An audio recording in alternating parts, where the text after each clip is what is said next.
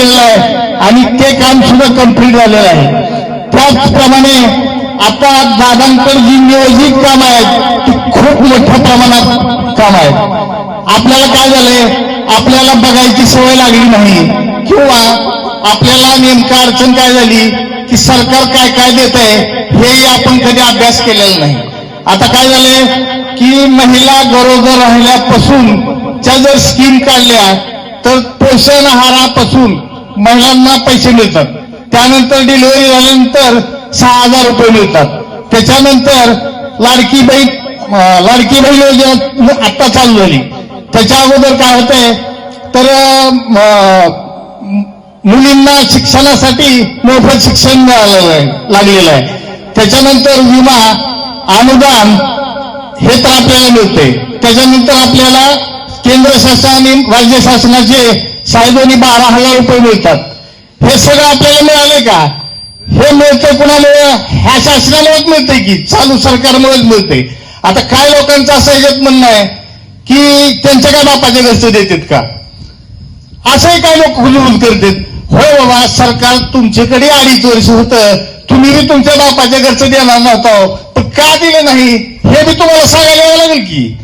मग हे शासन आपल्याला ह्या सगळ्या स्कीम जर सातत्यानं चालू ठेवायच्या असतील तर आपल्याला काय काय करावं लागेल, ह्या सरकारला निवडून आणावं लागेल. ही सरकार जर निवडून आलं तरच ह्या स्कीम आपल्या सातत्यानं चालू राहणार आहेत.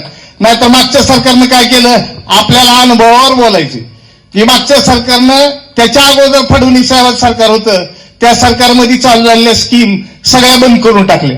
ह्याच्यात तोटा कोणाचा आहे? आपला. आपल्याला राहण्याचा फायदा तोट्याचा अभ्यास करायचा नाही तर आपल्याला अभ्यास काय करायचा आहे तर आपल्या फायदा तोट्याचा अभ्यास करायचा आहे. आपल्याला वर कोण आहे, सक्षम माणूस असेल तर आपल्यापर्यंत ह्या स्कीम पोचविल, नाहीतर पोचवणार नाही. नेता कसा असावा, नेत्याचं चारित्र्य कसं असावं तर मी तुम्हाला थोडक्यात सांगतो. आज आपले रामचंद्र मगर यांचा मुलगा अलिबाग जिल्ह्यात एसटी ड्रायव्हर होता. तर दादानी कमीत कमी, आहेत का मामा, आहेत का इथं, कमीत कमी 10 वेळेस दादानी तिथं संबंधित विभागाला फोन करून त्यांच्या मुलाचं बदलीचं काम आपल्याला इथं औसा डेपोला करून घेतलं. तसेच आपला माणिक मोरे मिस्त्री अक्षरशः त्याचं म्हणजे वाचतंय का नाही ही परिस्थिती होती. आपण अण्णा असतील, सतीश बापू असतील, तानाजी पाटील सगळ्यांनी विनंती करून त्याला आपण नेरूळच्या हॉस्पिटलला पाठविलं. आज माणिक मोरे आपल्या सगळ्याला म्हणजे काय बी केलं तर दादाशिवाय दुसरं काहीच बोलत नाही. जर आपण चुकीचं नेतृत्व निवडलं तर काय होतंय, हे उस्मानाबादची नगरपालिका बघा तुम्ही. दादा आम्हाला इथून सांजा चौकात जायला 10 मिनिट लागतात आणि सांजा चौकातून बार्शी नाक्यावर जायचं म्हणलं तर कमीत कमी 15 ते 20 मिनिट लागतात.